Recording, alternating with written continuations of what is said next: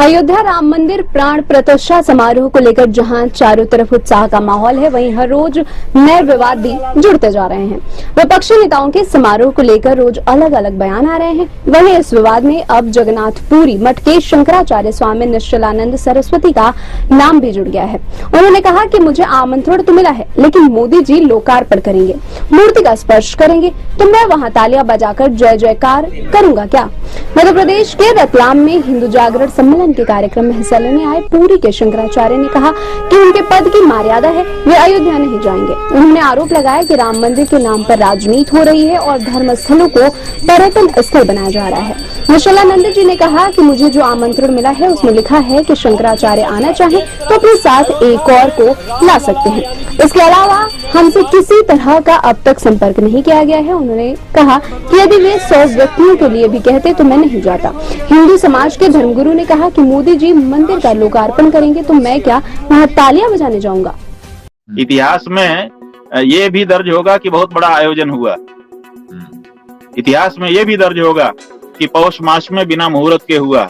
इतिहास में ये भी दर्ज होगा कि अधूरे मंदिर में जिसमें प्रतिष्ठा नहीं की जानी चाहिए उसमें प्रतिष्ठा हुई। इतिहास में ये भी दर्ज होगा कि देश के चारों शंकराचार्य उसमें नहीं पधारे।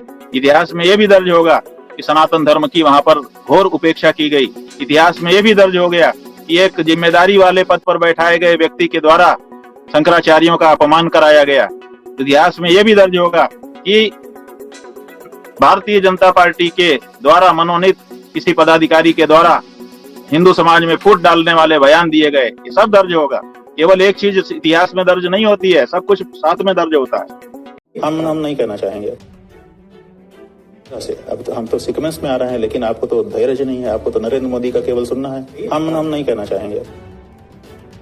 स्थापित करके पूजा अर्चना करने का अवसर देते हैं, उनको श्रेय नहीं जाएगा, नरेंद्र मोदी को देंगे। उसी तरह से अब तो हम तो सीक्वेंस में आ रहे हैं, लेकिन आपको तो धैर्य नहीं है। आपको तो नरेंद्र मोदी का केवल सुनना है, बाकी कुछ आपको बाकी तो कुछ दिखाई ही नहीं देता। प्रश्न कर रहा हूं जो मौजूदा आज की मीडिया का यही नियम है कि उनको नरेंद्र मोदी की सिवाय कोई बात करो उनको सुनना ही नहीं।